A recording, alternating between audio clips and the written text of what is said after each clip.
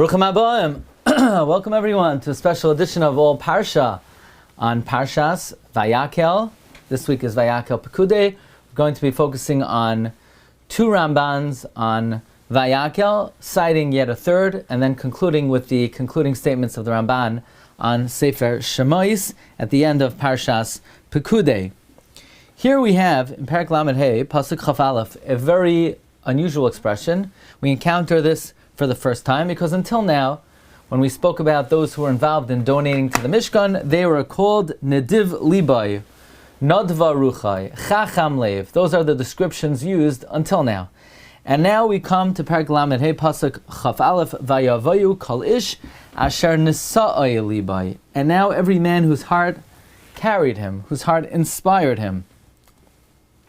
V'choil Asher Nodva Ruchai, I say. And anyone who was motivated by generous spirit. But the Ramban is troubled. What is this expression? Nisa'ai libai, his heart carried him. What does this refer to? Why the expression Nisa'ai libai? Says Ramban, immortal words. This is one of the classic comments of the Ramban on Chumash. Al hachachomim ha'osim b'mlacha yamarkein. This is said in reference to the wise men, the talented men who performed the malacha. But this does not refer to the donors. We do not find the expression those whose hearts elevated them. We do find an expression of generosity, but not nesiyas leiv. This is the explanation. This is the true meaning of the phrase, his heart carried him to approach the malacha. Says Ramban, we have to understand, who are these people who are involved in making the Mishkan? Did they have professional training? Did they go to artisan school? Did they learn the art? Did they learn the trade? Nobody taught them how to carve, how to craft, how to weave. This is fine manufacturing. This is not like building pyramids, which is a gross skill. This is very fine motor skills. This is a very a learned trade, an elegant craft. No one taught them how to do it. Nobody trained their hands. They just found it within themselves that they knew what to do. Says the Ramban, quoting the pasuk in Divrei Hayamim, "Vayigba libay b'darchei Hashem." Their hearts were elevated in the ways of Hashem. Lavoi lifnei Moshe, to come before Moshe, leimar loi, to say to him, "Ani esek hasher adoni daber." We'll do it. Moshe says, who here could craft, could weave special tapestries that one side displayed an eagle, one side displayed a cherub? Who could chisel out the menorah from one large mass? Who could create very ornate keruvim? This is something that could take decades to learn how to create. You have great sculptors who spent their entire lives honing these skills. You had great painters. And yet you had Jews who just came out of Egypt, were involved in manual labor, menial labor, and they didn't have any fine skills. How did they find it? How did they find the ability to create the Mishkan? The answer is nobody taught them, nobody showed them, they didn't train, they just found the capacity within themselves. Ramban cites the pasuk, "Vayigba libay b'darkei Hashem." Their hearts were elevated in the ways of Hashem. This is a type of gaiva, this is a type of positive esteem, where a person says, I would like to accomplish for the sake of Hashem, small me, ani hakatan, as untrained as I am and unskilled as I am, I have such a burning desire to accomplish for Hashem. This is called spiritual ambition. Rabbi Levavitz, the Mashgiach of the Mir, in his Sefer Das Torah, has a classic exposition on these words of the Ramban, explaining that if we look around, in all endeavors of this world, who are the successful people? The wealthy people, the people who accomplish, the people who are movers and shakers, the people who are well connected.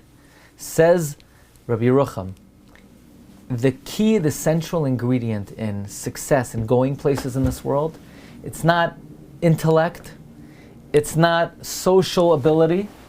The key ingredient in being successful in this world is in a word which and a phrase which may not be so well known, but Rabbi Yerucham identifies this as the key ingredient in being a successful person. Yazama, ambition. Says Rabbi Yerucham, ambition is the barometer with which we could measure whether someone is going places in this world. If you see somebody floundering, most likely he's not that ambitious. If you see somebody highly successful, if he is made up of the stuff of greatness, and that stuff is what is called yazama, ambition. And Rabbi Yerucham drops a bombshell. He says, just an amazing revelation. He says, if you wanted to know what is the difference between the earlier generations, Rishonim, how did the Rishonim become so great? A Rashi, or a Rambam, a Ramban, a Rajba, how did they become so great? A Rabbi Kiva Eger, a Chassam Sofer. What was it about them that allowed them to scale the heights of the heavens? Says Rabbi Yerucham, the key difference between the earlier generations and us, not that they were smarter than us, it's not that they were more God-fearing. Now, they may have been smarter, they may have been more God-fearing, but that's not the nekuda, that's not the point. Rabbi Yerucham says the key difference between the earlier generations and us is yazama, ambition. They were more spiritually ambitious than us. They said, I want to come close to Hashem. I want to know the Shas. So whether I'm cut out, I'm not cut out, I want it so badly, I'm going to do it. I want to be mizdabek to HaKadosh Baruch Hu. Right now I'm not on the Madrega, but vayigma liboy b'darchei Hashem. I want it so bad. That desire, that tshuka, that yearning to say, it doesn't matter what my ability seems to be, but I have unlimited capacity because of my burning desire to come close to Hashem. And the Ramban speaks about this at length.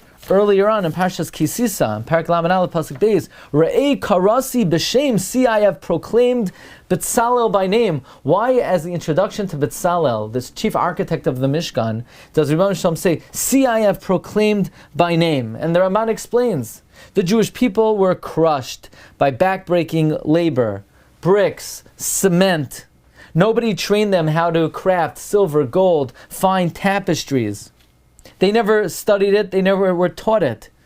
Isn't it a great palace, says Ramban, that there should be found among Klal Yisrael, Adam Chacham Gadol, someone who's so wise and talented in silver and gold and copper and wood and stone weaving. Even if somebody spent years studying various crafts, to be proficient in all of the above trades, they're very rare to have someone who's an artisan in all the above trades. The Ramban says it's a nes, re'ei karasi b'shem. Look, I have proclaimed by name, this is a miracle of God.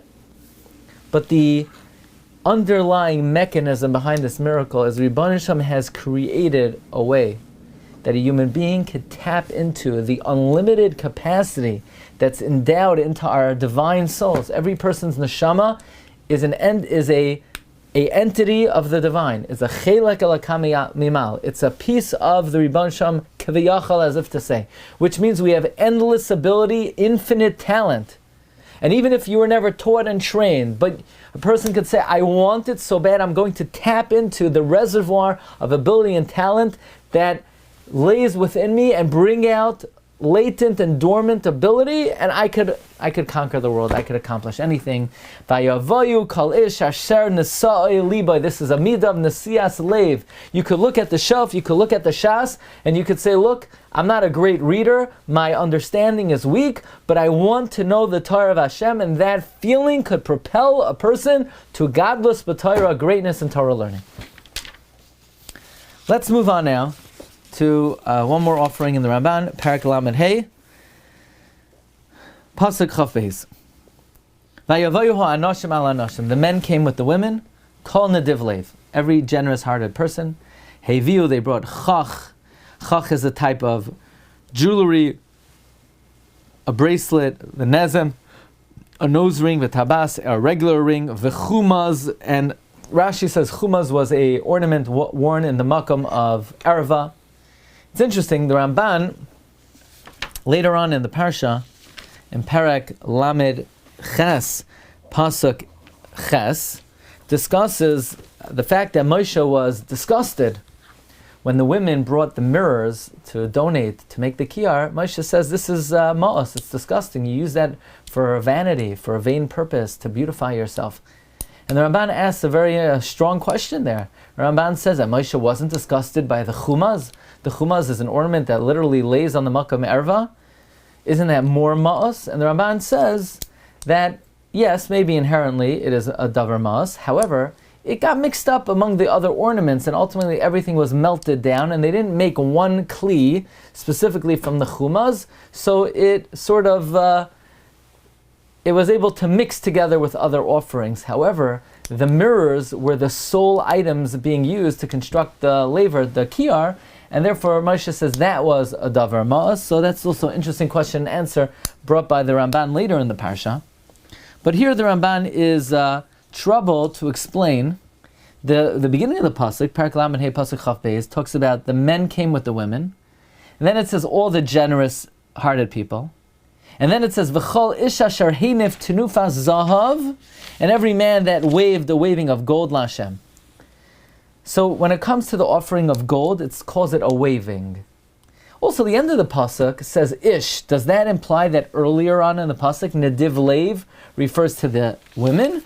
Furthermore, the Ramban comments on the next pasuk, because the next two psukim talk about v'chol ish asher nimtza itai tcheles v'argaman v'soila shani v'sheish v'izim v'oirois elim, and every man, here it doesn't say that waved a wave offering, every man that was found with them, blue wool, red, scarlet, linen, goat skin. Here it doesn't say a wave offering, it says those who it was found with them. And then it talks about the silver and the copper, and it says kol meirim trumas kesef and achoshas. Anyone who donated, anyone who separated a portion, and then it says v'chol asher nimtza itai atzei shitim. Anyone who it was found with them, acacia wood. So now shitim wood. So there are 4 items being donated. Each one, a different expression is used. When it comes to the gold, it's called a wave offering. When it comes to the silver, it's called a truma. By the way, Reb Shlomo Kluger says in the Imrei Shefer that tenufa refers to a carbon that is brought as a kapara. So Reb Shlomo Kluger suggests the gold was brought as a kapara for the egel that was made of gold. And therefore the lashon of tenufa is mentioned in reference to the gold, as opposed to the silver and copper were just a free will offering, and therefore it says a lashon of meirim, a generous offering. But the Ramban offers his position. Again, the word tenufa is used in reference to the gold. Teruma is used in reference to the silver and the copper. And 2 items, it says that they were found with the Jewish people. Firstly, the tcheles agaman tela shani v'sheish v'izim, and that it says in Pasuk Chaf Gimel. And then in Pasuk Chaf Dalet, it also says the atzei shitim were nimtza itai. So Ramban is troubled, why not group together all the items that are considered nimtza itai? So Ramban learns that in Pasuk Chav Beis, when it says the men came with the women, and then uses an expression of kol nediv leiv, the nediv leiv is a description of the anoshim and the nashim. It's going on both of them. And they brought the chach, which were bracelets and nose rings and the chumaz. The Ramban learns kol kli zahav refers to all other ornaments, other kinds of bracelets, earrings, and then the Ramban says that when the pasuk says v'chol ish asher hinif tenufas zahav, every man that brought a waving of gold, that refers to broken fragments of gold that men may have had, either broken jewelry or coins that were fragmented. And then it says, the Ramban learns, v'chol ish asher nimtza itai tcheles v'argaman, any man who had blue wool and purple wool. Why does it use a lashon of nimtza itam? The Ramban says it's because these materials were not as common. Very few were found. The Ramban says, ki hayu yoiser ma'atim ki lo yimatsu me'ela rak lemiktsasam. Only few people had in their possessions blue wool and purple wool. And then it says, again in reference to the atzei shitim, asher nimtza itai atzei shitim. And the reason why they are broken up in a separate category of nimtza itai, says Ramban, is because as few people who had tchelas, argaman, toila shani, even fewer of them had atzei shitim, as Chazal say, that the atzei shitim were planted by Avraham Avinu, and Yaakov Avinu brought them down to Mitzrayim. So this was more of a specialty item. So even though in reference to the Tcheles and Argaman it says Asher Nimtza Itai, but even less common than that were the Atzei Shitim.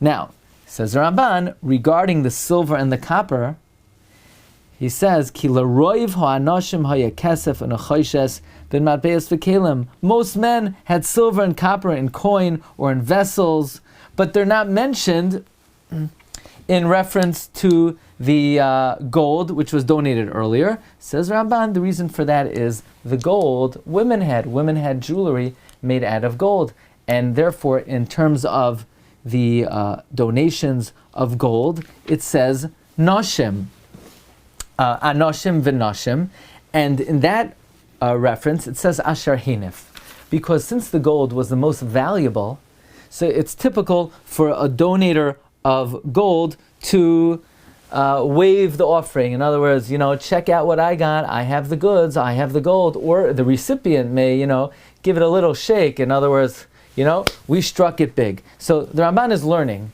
that regarding Pasuk Chav Beis, in terms of the donations of the gold, that is designated specifically for men and women, because gold, the women had gold ornaments. However, the women did not have silver and copper.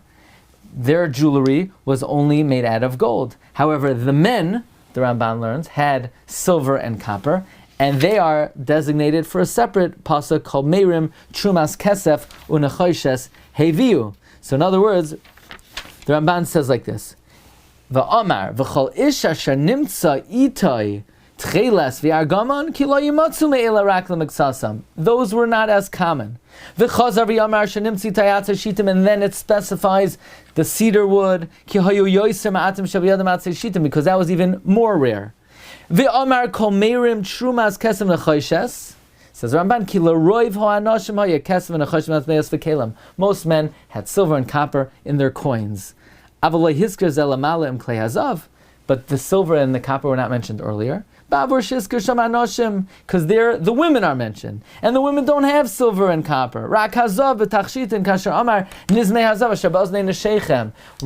to the rings in the noses of the women, it says gold rings. The women's jewelry was gold only. And in terms of waving,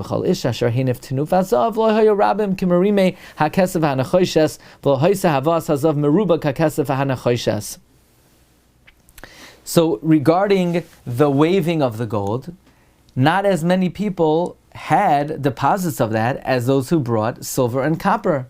Al kain tikare zay tenufa. That's why it's called a tenufa v'loy truma. Why? If someone who's bringing gold will wave his hand to indicate the importance of the donation. Or the recipient will wave the gold laharoisai l'shabeach hamevi al nidvasai.